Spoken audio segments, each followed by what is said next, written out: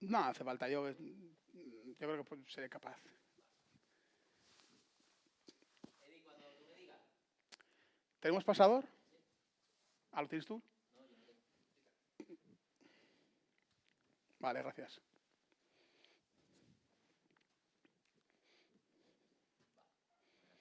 Muy bien, pues bienvenido a todos los que venís sobre todo de fuera a la Casa de la Libertad, a la Universidad Francisco Marroquín. Ya hemos hecho el breve tour rápido, así que nada.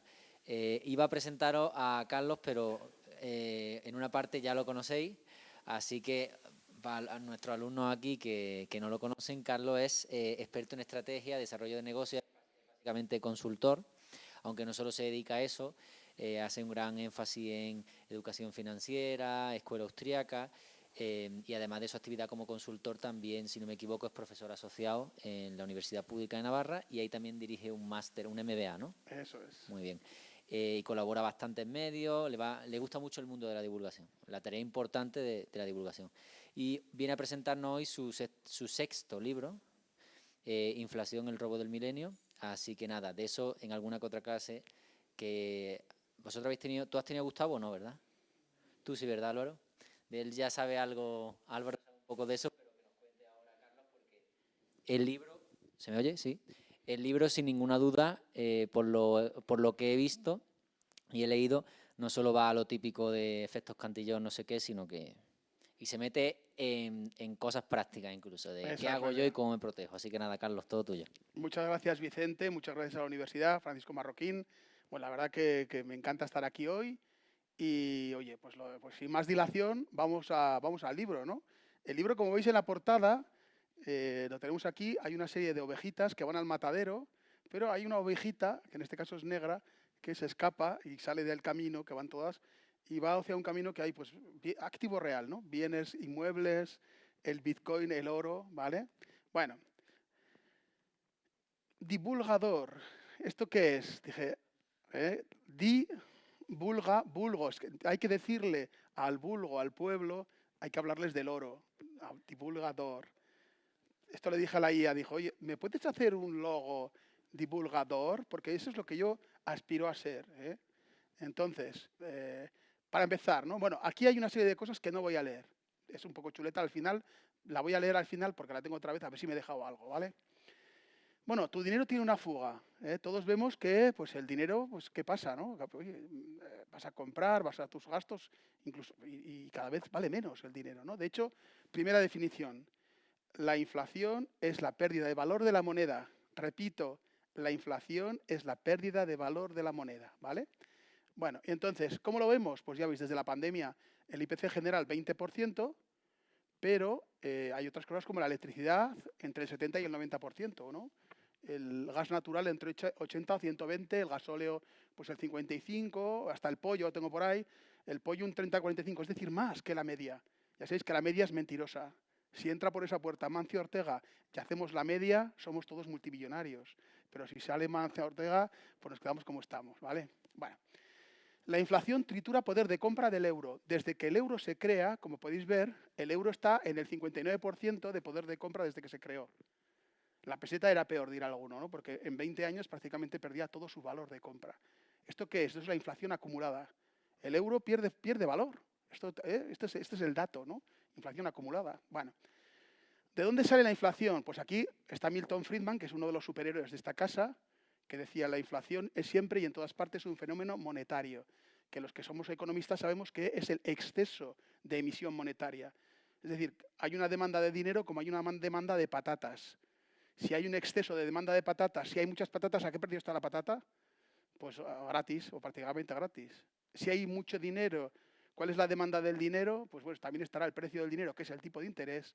El precio del dinero es el tipo de interés, pues también estará muy barato, ¿no? Eso es lo que pasa. Bueno, el robo perfecto. Bueno, aquí la inflación no es un accidente. Yo lo que voy a tratar de demostrar es que la inflación, desde el año 2000, forma parte del sistema financiero internacional. Y yo no voy a hablar ni de complot, ni voy a hablar con Iker Jiménez, pero si me llama, pues tendré que estar, ¿no? Con él. Pero la idea, ¿cuál es? La idea, veis aquí a Alan Greenspan, el hombre estaba con una manguera, lanzando dinero en la crisis de los .com del año 2000, que algunos se acordará de los presentes, ¿no? ¿Qué pasó con eso? Que creó un río que, pues como veis aquí, hipoteca fácil, ¿no? El río de ese dinero gratis lo que provocó fue pues la siguiente crisis, que fue hipotecaria, ¿no? Yo le he dicho a la IA, ¿tú me puedes dibujar a Alan Greenspan lanzando dinero a Wall Street que al final acaba cayendo y al final lo que provoca es la crisis inmobiliaria? Y dice, sí, la gente, dibújame gente, bueno, esto es lo que hace la IA, ¿no? Pero yo creo que, no sé, yo digo, bueno, yo creo que aquí se entiende mejor. ¿Qué pasó con el helicóptero Bernanke? Que a algunos les sonará, que decía él que si la economía no funciona, él se sube a un helicóptero y lanza dinero a la gente. ¿Vale? Pues esto volvemos otra vez a ¿cuál fue la solución para el drogadicto que era el sistema con dinero gratis? Fue más droga, más dinero gratis. ¿Vale? Sí que es cierto que a partir del 2008 hubo unos cuantos años que no provocó inflación. Y dices, Carlos, no provocó inflación. ¿Por qué? Porque verdaderamente la economía estaba muy deprimida. ¿Cómo comparamos? La crisis del 2008, aquí los estudiantes, comparadla con la del 1929. Veréis que hay tantos silogismos que asustan. De hecho, cuando nombran a Bernanke presidente o gobernador de la Reserva Federal Americana, yo miré el currículum en 2007, si no digo mal, o fue el 6, no recuerdo si fue el 6 o el 7, juraría que era el 2006. Y era el mayor experto del mundo en la crisis de 1929. Y dije yo, ¿coincidencia? Seguramente sea una coincidencia, ¿no? Que lo nombraran a él. Bueno, aquí tenemos a Christine Lagarde, que negó la inflación. Dijo, no hay inflación, luego dijo, no es nada, luego dijo que era pasajera, y luego dijo, sticky. Y dije, ¿qué es sticky? Sticky es pegajoso en inglés. Aprendí una palabrilla en inglés, ya sabes, nivel medio de inglés, como casi todos los españoles. ¿Y qué pasó? Claro, ¿qué pasó? Que cuando llegó la inflación, que en España, la interanual, creo que fue el 2022, superó el 10%, la interanual, entonces llegó con el bazooka, ¿cómo se llama esto? El lanzallamas, para acabar con la inflación. ¿Qué hicieron? La subida más rápida de tipos de interés de la historia. Y con ese lanzallamas acabaron con la inflación y con el Credit Suisse y con el Silicon Valley Bank. ¿Por qué? Porque eran bancos que habían invertido. Cuando el dinero es gratis, se invierte en cualquier tontería. Una cosa que te da el 1,5%, pues bueno, el 2%, claro, pero cuando están los tipos de interés al 6%, al 5,5%, eso que ahora te da el 1,5% es pérdidas. Tengo que dotar pérdidas. Si doto pérdidas, pues el banco al hoyo. Sí que es cierto que estaban medio mal antes, ¿no? Pero claro, pues por eso mismo han caído, ¿no? Bueno, el origen del incendio actual, como es la pandemia del COVID, que nos obligaron a estar en casa. Tengo un hijo que está estudiando Derecho, Diego, que no sé si me escuchará esto. Papá, ya sabes que en la pandemia era ilegal, porque está estudiando el tema de la ley de protección de datos en marketing. ¿Sabes que era ilegal que nos preguntaran si estábamos vacunados o no? Y le dije, pues efectivamente, sí. Pero bueno, no vamos a entrar ahí. Lo que sí quiero que veamos es que, claro, como se cerró la economía mundial, dinero gratis para que las empresas puedan endeudarse. Yo suelo explicar también por qué una empresa puede endeudarse 25 años y no tener pérdidas. O sea, perdón, puede tener 25 años pérdidas y no cerrar. Por ejemplo, el CIMA, que lo tenemos nosotros los de Navarra, en Pamplona, al lado de la clínica universitaria, tenemos el CIMA, ¿no? Que la investigación en el ser humano tarda 25 años en funcionar, son 25 años de pérdidas. ¿Por qué no cierra? Porque siempre viene alguien grande que sigue poniendo pasta, ¿no? Hablando en plata. Pero el dinero gratis que provocó, pues la inflación que ya sabemos, ¿no? Y aquí tenemos a Donald Trump, que tenía que salir hoy, empujando a Powell. ¿Para qué? Para que sacara dinero gratis. Él, como promotor inmobiliario, lo que más le gusta es la deuda gratis también, ¿vale? ¿Qué provocó eso? Pues fue liquidez gratis para los mercados, pero claro, los ahorros devaluados, ¿no? La represión financiera. La gente, ¿qué pasa con mi ahorro? No me da nada el banco. El banco no me da nada. Pues ¿qué hago con él? Pues al final también peligro de meterle el dinero en tonterías, ¿no? Bueno, aquí están los protagonistas de nuestra historia, ¿no? Está Christine Lagarde, está Agustín Carstens, que es el del medio, director general del Banco de Pagos Internacionales, y Jerome Powell, que se juntan en Jackson Hole todos los agostos, en Wyoming, en un centro de lujo, un hotel de lujo que debe ser muy bueno. Se juntan todos los agostos, ¿para qué? Para llegar a un acuerdo de cuánto van a emitir dinero. Porque si hay una moneda, imaginaos que Christine Lagarde emite más que el resto de bancos centrales, y aquí van todos los bancos centrales del mundo, o los más importantes, no solamente ellos. Si hay una, por ejemplo, vamos a suponer que Christine Lagarde emite mucho más, lo que va a provocar es que se va a devaluar el euro. Entonces ya empezamos con líos de divisas. ¿Qué hacen en agosto? Se ponen de acuerdo cuánto van a dar a la manguera. Entonces, ¿cuánto damos? Y el objetivo, ya también habéis oído a Christine Lagarde, El objetivo no es que la inflación esté en el 0%, como fueron los padres creadores del Banco Central Europeo. Ella quiere que sea el 2%, pero todos sabemos que si disparas al 2, muy probablemente te vayas al 3 y pues que llegues al 4, ¿no? Y eso, como veremos luego, es importante. Entonces, el dinero se subasta, aquí tenemos aquí, están subastando dinero, pero claro, dinero gratis, esta se lleva la mano a la cabeza y dice, pero esto, otra vez vamos a otra, se va a liar de nuevo, ¿no? Bueno, el dinero fiat, la gran ilusión. Los bancos comerciales, y aquí está Huerta de Soto, que nos lo dice, que esto para Huerta de Soto es ilegal. Es decir, que tú cuando das un dinero a un banco, el banco pues luego lo puede dar 9 veces, ¿no? Es como si dejo el coche en el parking de Madrid y el que me lo coge el coche luego lo alquila a alguien. Y yo voy, como sabe que vuelvo a las 3, digo, pero esto no, tú, guárdamelo, te estoy pagando para que me lo guardes, ¿no? Pero efectivamente, los bancos, como digo, comerciales, también participan en lo que es la expansión monetaria, ¿vale? La licuadora del Estado. ¿La licuadora qué hace? Porque hay que recordar que detrás de los bancos centrales están los políticos y detrás de los políticos están los ciudadanos que les votan. No señaléis con el dedo que somos todos nosotros votando, ¿vale? Entonces, ¿el Estado qué hace?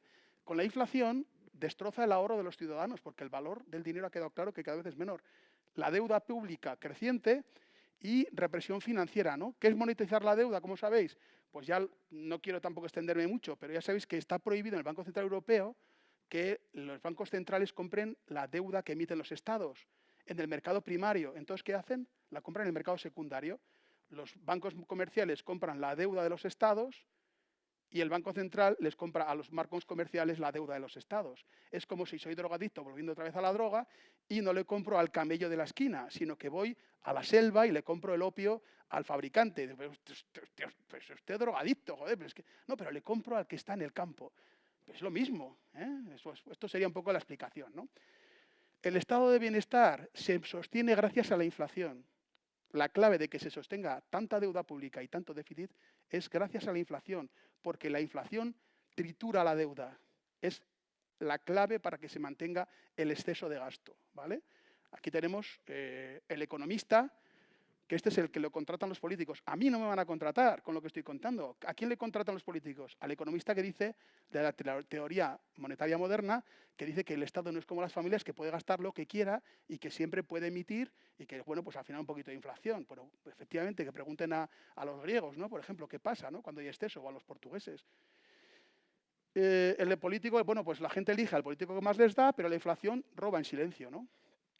Y ahora voy a este ejemplo, Hugo Stines. Yo cuando conocí a este hombre dije, toma ya, Hugo Stines, empresario alemán, República de Weimar. Yo ayer estuve precisamente en Berlín y tengo aquí unos Deutschmark de la República de Weimar que son del espectáculo, que no vamos a hacer publicidad, pero bueno, estuvo muy bien, alguno de los presentes estuvo, y soltaron Deutschmark, lo lanzaban por el cielo, película de Cabaret, Liza Minnelli, si alguno que también quiere verla, y me guardé unos en el bolsillo porque los tiraron y tal. Pues esa época que fue la hiperinflación alemana. Los alemanes temen a la inflación porque saben que el bisabuelo, el abuelo, perdió todo. La inflación destrozó el país, destrozó las familias, destrozó la economía, incluso los cabarets. ¿Por qué surgieron? Porque la gente trabajaba, ganaba un denillo, te pagaban a la tarde y ¿qué hacías? Te lo gastabas a la noche, porque al día siguiente no valía nada. O sea que también tiene que ver, el pater familias no daba dinero, con lo cual se rompieron las familias y todo el mundo pues, se buscó un poco la vida, ¿no? La cuestión de Hugo Stines. Bueno, Hugo Stines era un empresario. ¿Y qué hizo este buen hombre? Este hombre lo que hizo fue comprar prácticamente todas las navieras alemanas, compró fábricas, compró inmuebles, compró terrenos, ¿cómo? Con deuda en el Deutschmark. Con una inflación que superaba el 1.000% porcentual, ¿en qué se quedaba la deuda? Desaparecía. De hecho, lo dibujaban como el dios Hermes volando por encima de las fábricas que compró el hombre. Lo dibujaban, ya veis, con el casco alado y un cetro. No sé si eran muy amigos los que dibujaban esto, ¿no? Yo creo que hay un poquito ahí. Hugo Stines, ¿qué hacía? Pedir prestado masivamente, comprar activo tangible y dejar que la inflación triturara la deuda. En muy poco tiempo, en meses, no debía nada. En meses no debía nada. Es la trituradora a máxima potencia. ¿Qué es la inflación? La trituradora a máxima potencia, ¿vale? Aquí tenemos a Hugo Stines, que tenía un pelo así del hombre, ¿verdad? ¿Y si copiamos a Hugo Stines? Esa es mi teoría, ¿no? ¿Y si nosotros también cogemos deuda en activo real con moneda inflacionaria que al final la va a triturar? ¿Vale? La magia y el terror del interés compuesto. ¿Qué tenemos? El interés compuesto, como bien sabéis, el interés simple y el compuesto, ¿qué pasa? Que con el tiempo se dispara, ¿no? A partir de 7 años aproximadamente. ¿Qué es el interés compuesto? Para los que no sepáis, es que yo tengo un depósito y el interés que me da ese depósito se queda dentro, es decir, no saco. ¿Qué es el interés simple? Que a mí el interés me da, ese depósito me da un dinero y el interés me lo gasto. Esa es la diferencia. Simple, me lo gasto, compuesto, se queda dentro. Entonces se crea pues, una curva exponencial que dispara al tiempo, ¿vale?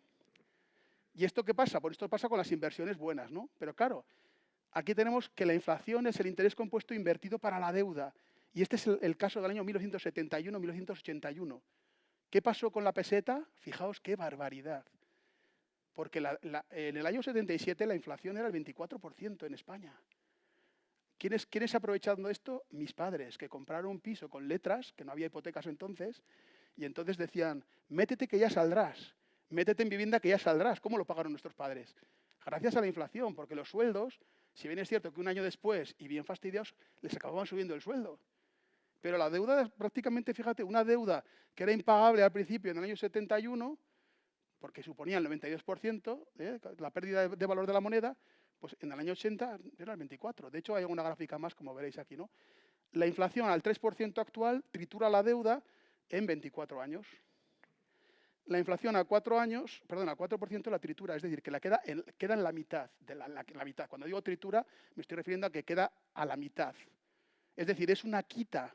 El Estado, la deuda no nos la paga, nos hace una quita enmascarada, como los trileros. ¿Dónde está la pelotita? Tú si le sigues la pelotita, dices, aquí, no está la pelotita ahí. No hay un juego, el trilero sabe de qué va esto, ¿no?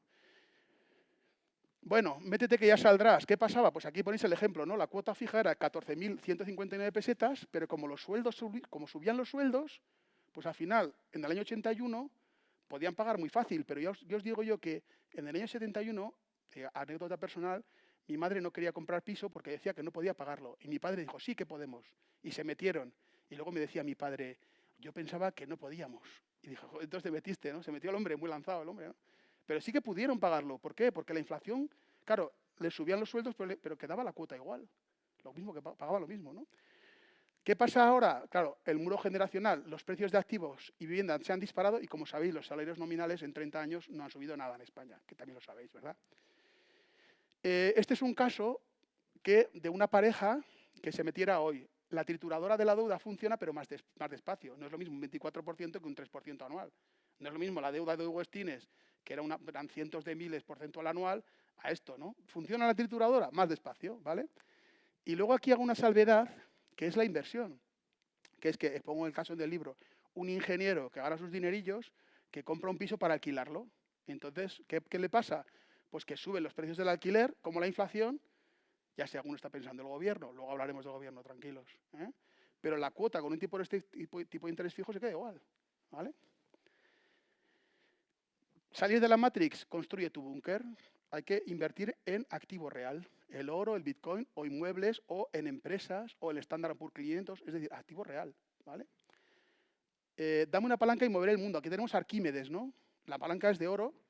¿Y qué hace Arquímedes? ¿Qué es la palanca? Sí, el apalancamiento. En España, y es uno de los pocos países del mundo, los que sois viajados, que hay aquí alguno, sabéis que en otros países no dan el 80% del valor del piso.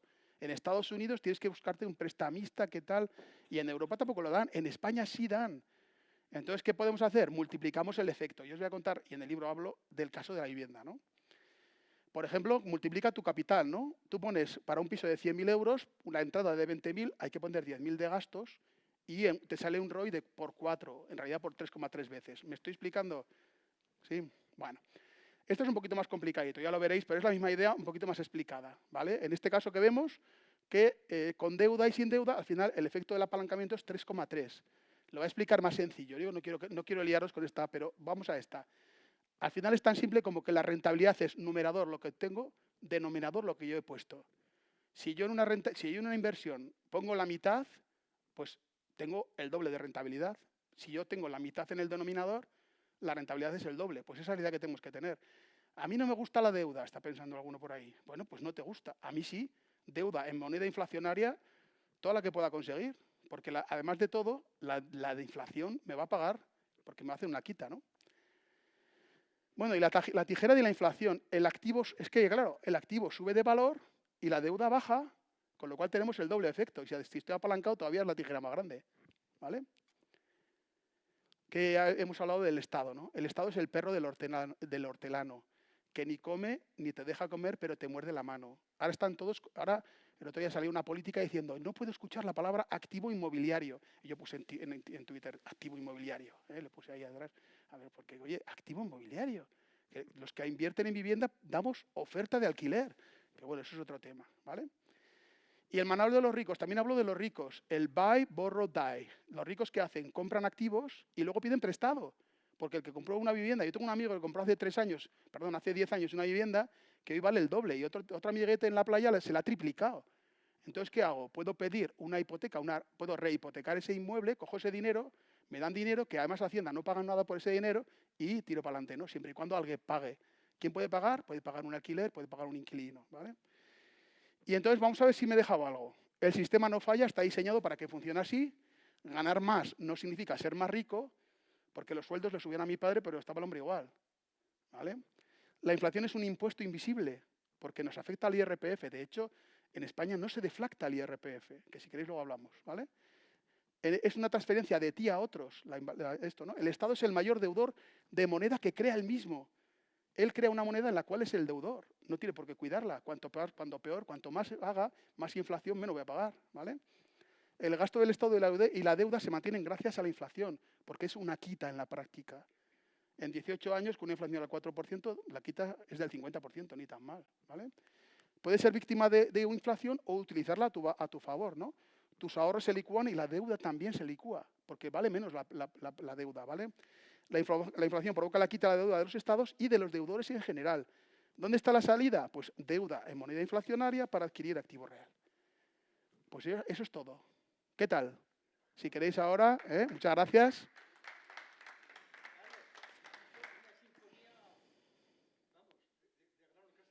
Muchas gracias. Pero hay disonancias también en esta música. Muy bien. ¿Alguna cuestión que queréis preguntar, Javier? Sí.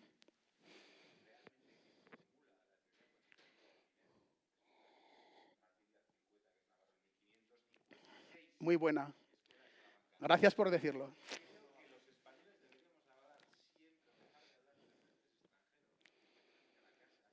Muy buena.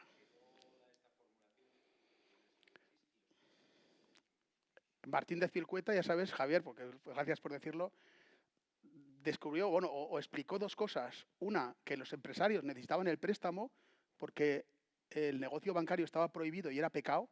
Y él dijo, no, el empresario que va a China para traer la seda necesita dinero para ir allí y comprarla. Y explicó que era lógico y natural, ¿no? Y también explicó el tema, como bien dices, del dinero, ¿no? Y lo decía muy fácil, mucha capacidad pedagógica, el primo de San Francisco Javier, que eran parientes. Pues lo que decía es que en España el dinero vale menos que en Francia porque en España hay más. En España hay más oro y más plata porque venía de las Américas. Entonces lo explicaba, lógicamente yo lo explico la parte sencilla, ¿no? Pero esas dos contribuciones, de hecho, Hayek en una conferencia, no sé si la hizo en España, dijo en una conferencia que igual Vicente sabe, que ellos eran herederos de la Escuela de Salamanca y de todos esos pues eclesiásticos, ¿no? Como Juan de Mariana y otros más, ¿no? Diego de Covarrubias, creo que era otro también. Exacto. Muy bien. ¿Alguna cuestión más, Vicente?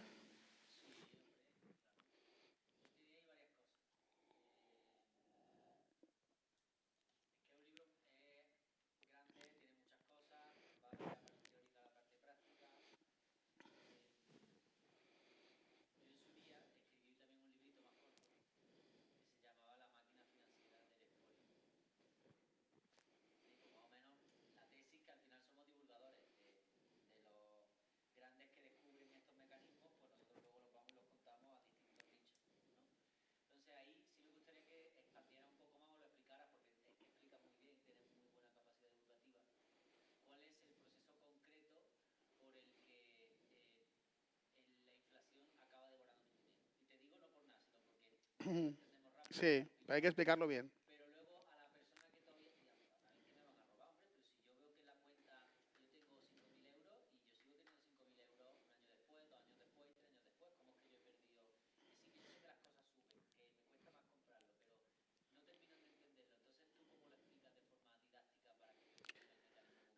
Pues yo les insisto, les digo, vamos a ver, el IPC es la subida de los precios y la inflación es la pérdida de valor de la moneda.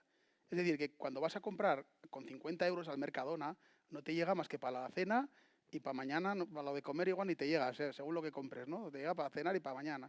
Pero esto hace 10 años, tú con 50 euros podías tirar la semana. Entonces, ¿qué ha pasado? Nominalmente pone 50, pero ya no vale lo mismo, ¿vale? Y luego les toco el bolsillo, porque la gente se hace liberal cuando también le tocan el bolsillo. No solamente eso, sino los impuestos, ¿no? Y les digo, vamos a ver, si te suben el sueldo un 3% y tú vas y te dice Hacienda en el IRPF, que ahora estamos en la declaración de la renta, te dice que eres un 3% más rico, cuando tú en realidad te han subido un 3% con un IPC del 3%, tú no puedes comprar más. Tú puedes comprar lo mismo, pero Hacienda te cobra más como si supuestamente fueras más rico. Joder, pues esto no hay derecho, pues esto es deflactar, ¿no? Entonces, para que la gente vea que, claro, oye, pues nos están robando directamente, ¿no? Pero la inflación no es tan compleja, yo lo que creo es que no se explica, ¿no? Y aparte que tenemos políticos, como los que he comentado antes, que echan la culpa de la inflación a los empresarios. De hecho, Mercadona fue atacada cuando incrementó la facturación un 10% en la pandemia y los beneficios un 5%. Entonces, obviamente, sí que habían facturado un 10% más, pero eran peores porque no habían conseguido repercutir ese 10% de subida en sus clientes, porque el beneficio solo subió un 5%. Entonces, esas cosas cuesta explicar, pero vamos a ver, en el instituto nos han enseñado trigonometría. En el instituto nos han enseñado que si un tren sale de Madrid hacia Pamplona y otro sale de Pamplona hacia Madrid, uno va a 80 por hora y otro a 60, ¿dónde se van a encontrar? Y estábamos ahí haciendo los cálculos. Yo creo que esto es mucho más fácil, que nos volvían locos con cálculos. Yo no voy a entrar en la teoría de la conspiración, pero sinceramente, yo cuando explico esto de la inflación, yo creo que la gente lo entiende, es capaz de entenderlo, ¿no? Aunque la inflación lo confunde la inflación con el IPC. No sé si me he explicado, Vicente.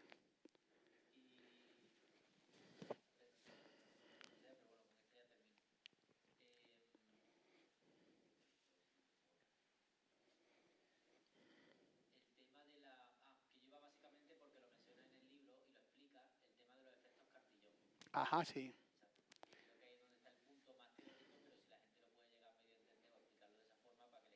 claro. Cuando hablamos del efecto Cantillón dices, espera, ¿cuál era ese? Porque claro, Cantillón, estamos hablando de, no es muy sencillo, 1700 y pico, ya dijo este hombre que cuando se emite dinero, es decir, que cuando se genera nuevo dinero, los primeros que lo reciben salen a comprar y todo está a un precio muy bueno, ¿no? Pero ese dinero, en el momento en que entra en toda la sociedad y el primer comprador va al segundo, al tercero y se expande se extiende por toda la sociedad, cuando nos llega a los de abajo ya han subido los precios. Hay una historia, a ver si la cuento bien, es un poco así, ¿eh? Se despierta uno a la mañana, va a la puerta, a coger la leche y encuentra, ostras, ¿qué es esto? Coge un paquete, lo entra en casa, abre, ¡ah! Si es dinero, 1.000.000 de euros. Ostras, sale de casa y ve que todos los vecinos han recibido 1.000.000 de euros. ¡Ostras, 1.000.000 de euros! Entonces coge su coche y va corriendo al centro comercial. Dice, hostia, voy a comprar, ¿no? Y cuando llega al centro comercial no hay nadie trabajando. ¿Por qué no hay nadie trabajando? Porque todos y cada uno de la sociedad han recibido 1.000.000 de euros. Entonces, claro, hay un momento en que nadie va a trabajar, pero claro, cuando aprieta el hambre, al final todo el mundo vuelve a currar, ¿no? Porque, hostia, no hay nada abierto. ¿Qué pasa con esa economía?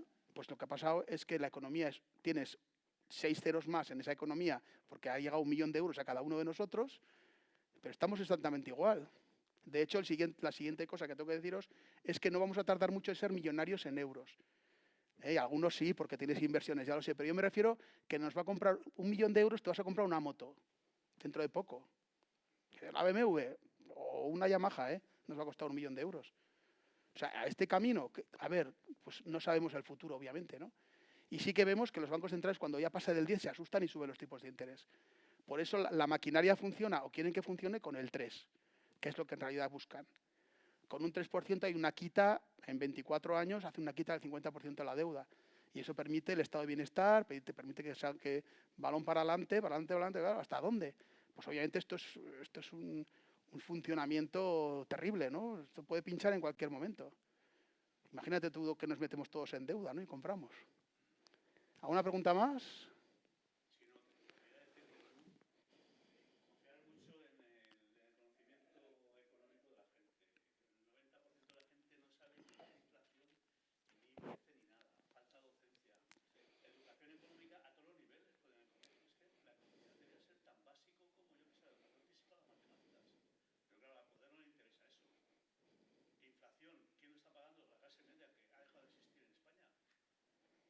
De hecho, efectivamente.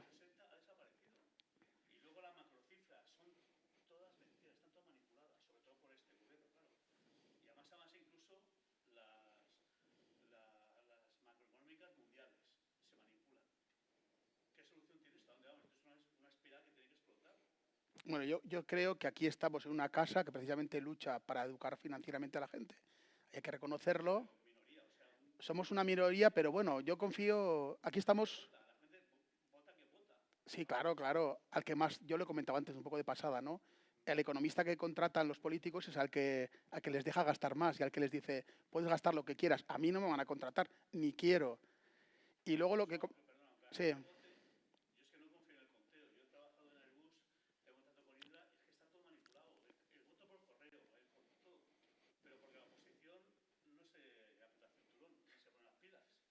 ya, yo del tema político... A ver, yo del tema político no toca hoy. Mira, no toca hoy la política, pero ya lo he dicho. Los bancos centrales están gobernados por personas que ponen los políticos y a los políticos los votamos. Y entonces, el populismo solo puede funcionar si hay ignorancia.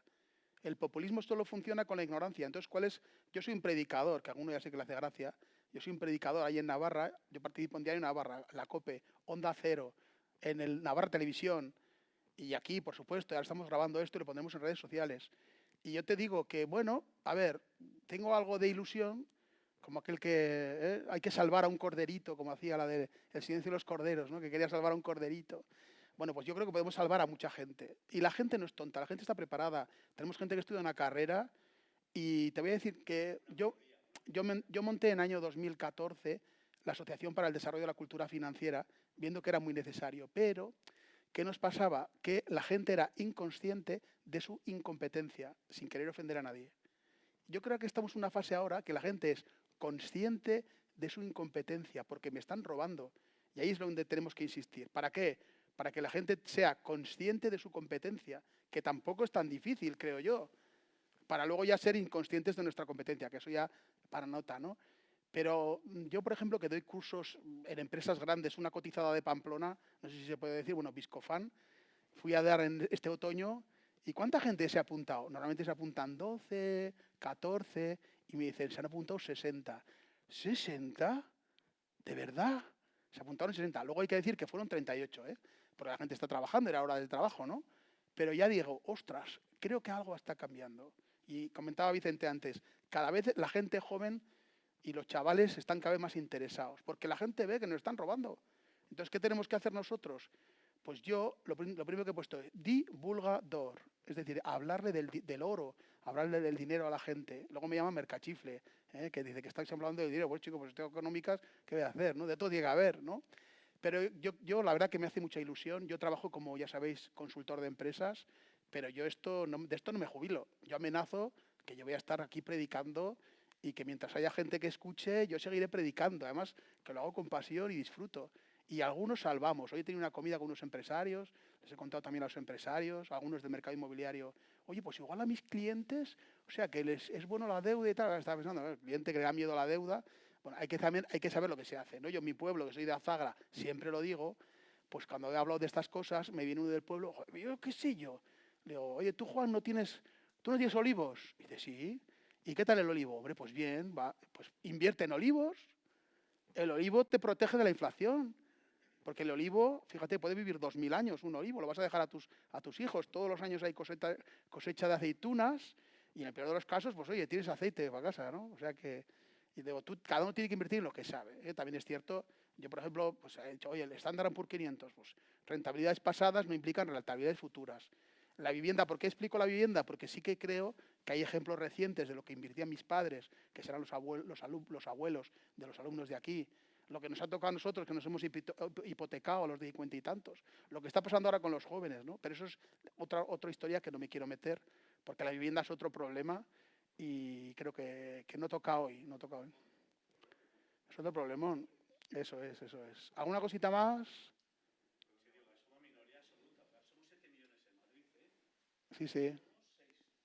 Javier, ¿sabes lo que pasa? El tema del patrón oro, que yo sé que, por ejemplo, Huerta de Soto pues lo defiende. Eso es como sacar el dentífrico. Sacar el dentífrico es fácil, pero meterlo dentro luego, es decir, expandir la economía, apalancar es fácil, pero ¿y ahora cómo hacemos eso? Verdaderamente no sé cómo se puede hacer. Y hay algunos como Antonio Escotado, que también lo conocéis todos aquí presentes, que decía que gracias al apalancamiento tenemos televisiones, tenemos ordenadores, tenemos sillas. A ver, yo la solución, ¿cuál creo que es? El conocimiento. ¿En qué sentido? Pues que primero, yo aspiro a que la gente no permita a los políticos las mayores barbaridades. Que si permiten cosas medianas, bueno, pero por lo menos no lo más gordo.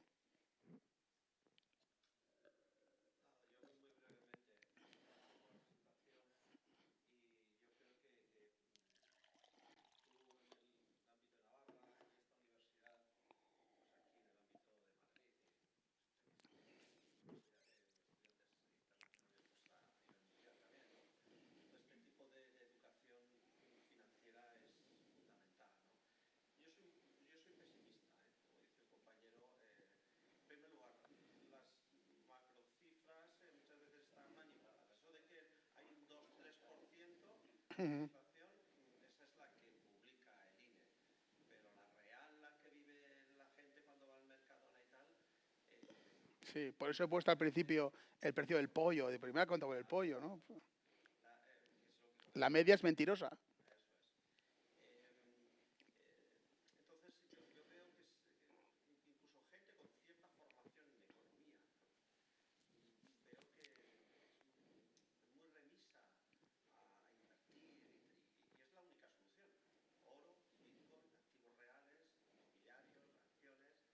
Olivos, olivos.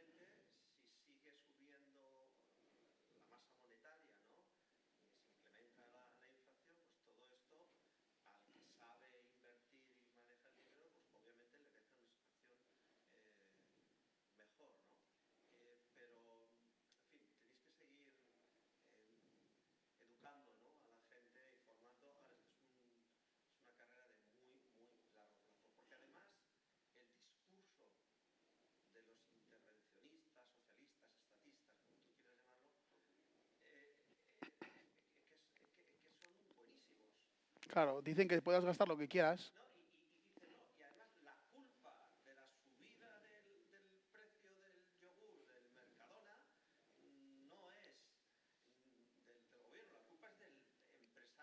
De Juan Roch, que dicen su nombre en el Parlamento de España, lo dicen.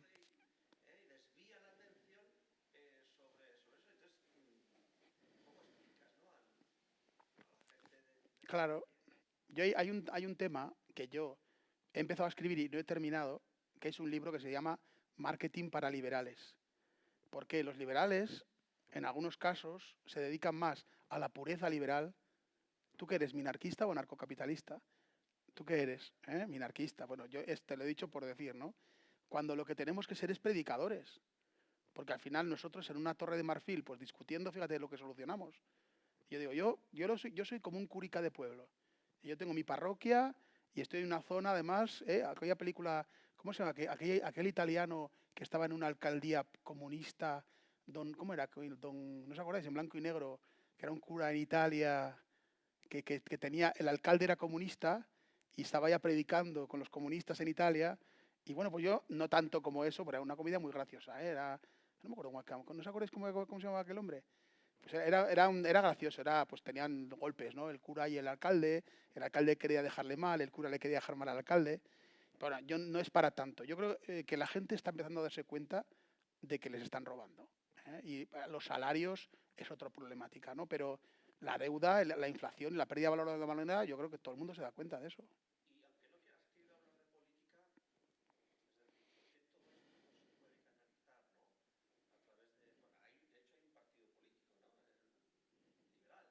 Sí, que los conozco en Pamplona. tuvimos una reunión. Tuvimos una reunión en Pamplona y ahora que me están oyendo, estuvimos 4 y llevé yo a uno. O sea que no os enfadéis, no os enfadéis, que sois muy majos y lo que hay que hacer es buscar que venga más gente, ¿no? Pero a ver, la política, pues al final lo que he puesto también antes, la gente vota al que más le da. Porque mira, a mí, chico, no vamos a hablar de los jubilados, pero a mí, chico, a mí me suben la pensión y también es cierto que tú cuando una edad no, pues tampoco tienes muchas alternativas, ¿no? Que también hay que tener cuidado porque dejarse la pensión, no los presentes ya jubilados, los que somos un poco más jóvenes y los que son muy jóvenes, ¿os fiáis del Estado? Yo en una reunión que tuve en Pamplona, en mi universidad, no, es que el Estado, y digo, ¿el Estado? Sí, porque, digo, ¿el Estado? ¿Tú te fías de estos?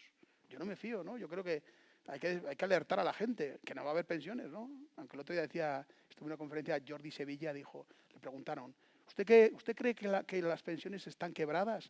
Y dijo él, bueno, las pensiones llevan 40 años quebradas.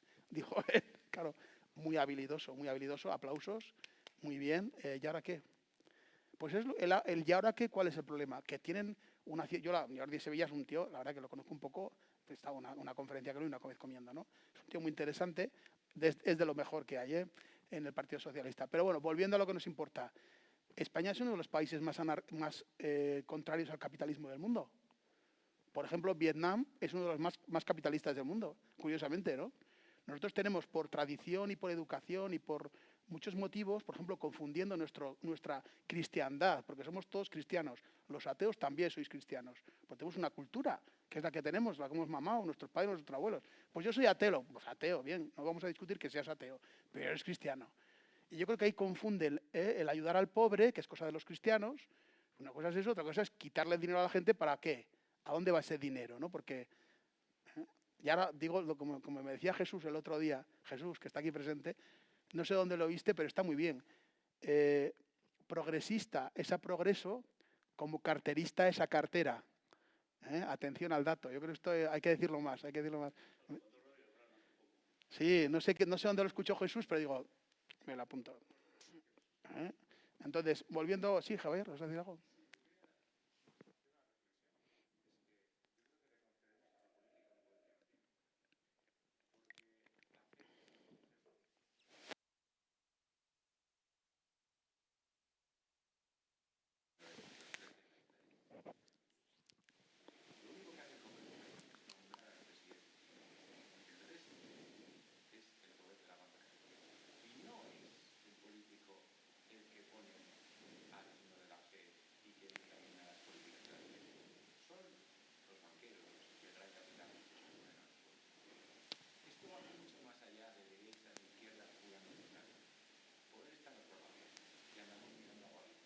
Sí, es verdad, eso es así. La cuestión es que estás separando lo que está unido, ¿no? Dices, no, no son ellos. ¿Cómo podríamos definirlo? Si no son ellos, que son los primos, son los que trabajan para ellos. Al final, efectivamente, los políticos, como bien sabes, y más en Estados Unidos, la campaña electoral hay que financiarla, ¿no? Aunque suele ser bastante igualado, parece. No sé si nos dan esa impresión, aunque nunca cambia nada, también te digo, ¿no? Y aquí en España también criticamos al PP, porque el PP tiene las ideas del PSOE hace 10 años, ¿no? Va detrás del PSOE, pero porque al final es un mercado de demanda. No va a cambiar nada, nos van a bajar el IRPF un 3% y ya está.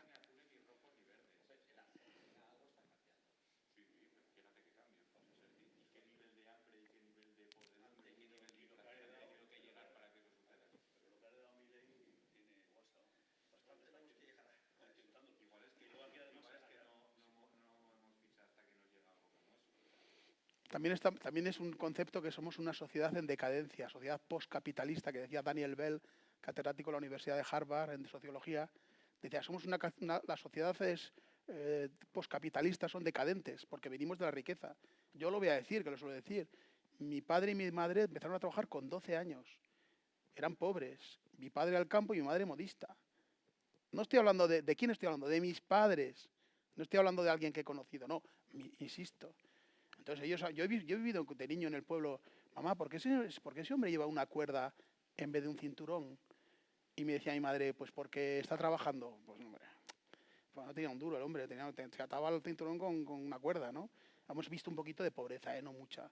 Pero también, yo mira, os voy a contar una anécdota. de la tía, una tía que en realidad era sobrina de mi abuela, que me decía, ay, tu abuela Juanita, ¿cuántas veces me ha dado de merendar y me ha quitado el hambre? Porque iba por la tarde, iba a ver a la abuela Juanita, que tenía una vaca, y pasaba por casa de mi abuela, siempre la puerta abierta, tengo que decir en el pueblo, que nunca cerró mi abuela la puerta en su vida. Y veía, tía, tía, ay, hija mía, ¿qué tal? Y entraba, le daba un besico, ¿quieres un basico de leche? Y le daba un basico de leche. Y le decía, ay, ¿cuántas veces me ha quitado tu abuela el hambre? Yo a mí me lo ha contado eso, una pariente mía, ya cuando tenía la mujer 80 y tantos años. Es decir, el hambre, el hambre.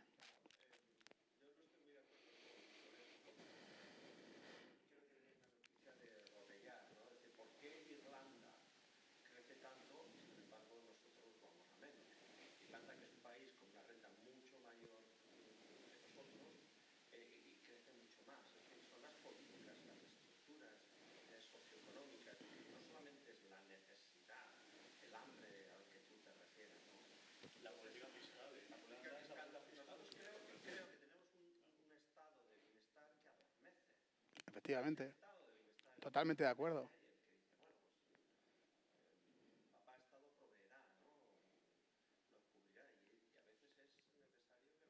Pero tú cuando hablas con los irlandeses, Jesús, te dicen, vamos a ver, nosotros tenemos que poner bajos intereses. Si no, ¿quién va a invertir aquí? Invierten en Londres. ¿Quién va a venir a Irlanda? Te dicen los irlandeses. Y los navarros que el plan de promoción industrial, que yo lo digo siempre en la universidad, no lo ha estudiado nadie. 10 años de profesor, siempre lo pregunto. ¿Os han enseñado en el instituto el plan de promoción industrial de Navarra? Y lo digo, bueno, Huarte y Urmeneta. ¿Qué pasó en Navarra? Que no entramos en el plan industrial de España y hubo dos navarros, que además el movimiento liberal suele ser un pequeño grupo de lanzados que tienen el poder para hacerlo. Siempre hay un pequeño grupo y lo que hicieron fue no solamente impuestos más baratos, que no se atrevieron a igualar a los de España, sino que se fueron por toda España buscando, fueron a las cámaras de comercio de Bilbao a captar empresarios para llevárselos a Navarra. Y yo digo, ¿y qué opinaban los de Bilbao? Que ibas a quitarles empresarios, ¿no? Y luego y también la agilidad de la Diputación Foral, que había gente como Gortari, que yo lo conocí en persona, que el hombre ya falleció, que decía, mira, nosotros, además tenía mucha gracia el hombre, decía, nosotros, claro, nos quedamos ahí, pues Navarra va a ser un desastre. Navarra era un desastre. De 1900 a 1964, 100.000 navarros emigraron, repito, 100.000 navarros.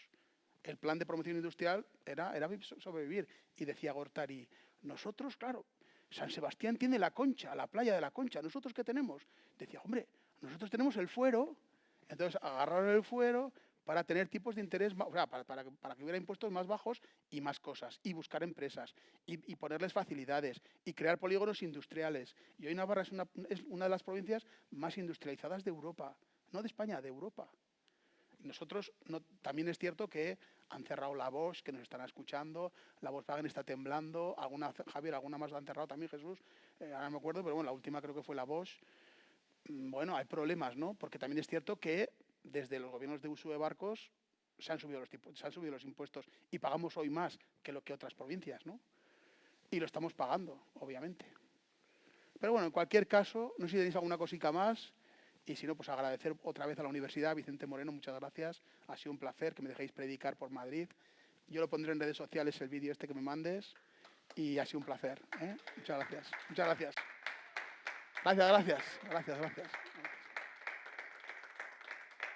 Muy bien. Sí.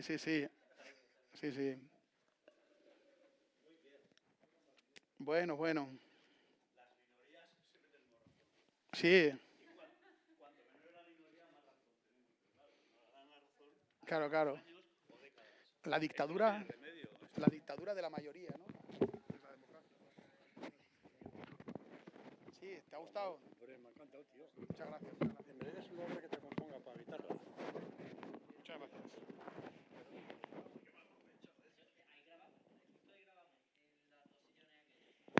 Este hay un libro para cambiarte el bolsillo. Muy bien, venga, hacemos intercambio. Muy bien. Y hacemos una foto. Venga, va, hacemos intercambio. Muy bien. Cada uno el suyo. Sí, pero no, pero sí, venga, va. Venga, va. Mira, que hago yo otra. Bueno. Espera, poner Que salga ahí, vale. con el libro. Que lo he puesto con otro.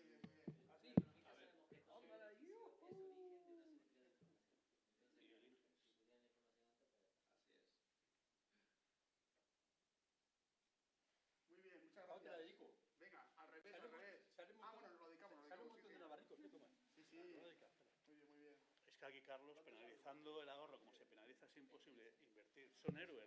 Hombre. Los autónomos empresarios son héroes. O sea, los que hemos trabajado por cuenta ajena, Sí, sí. en el bus, pues lo hemos tenido todo bastante fácil, pero ahora, Sí, sí. no sé yo, el futuro que... Lo malo es que los buenos se nos van y se queda la morralla. ¿Cómo se llama tu señora? María José. La playa estaba desierta, el sol bañaba tu piel. La universidad, como idea, en su día se pensó para la élite, para que toda la élite empresarial y tal del país, en vez de irse Muy bien. Pues oye, encantado.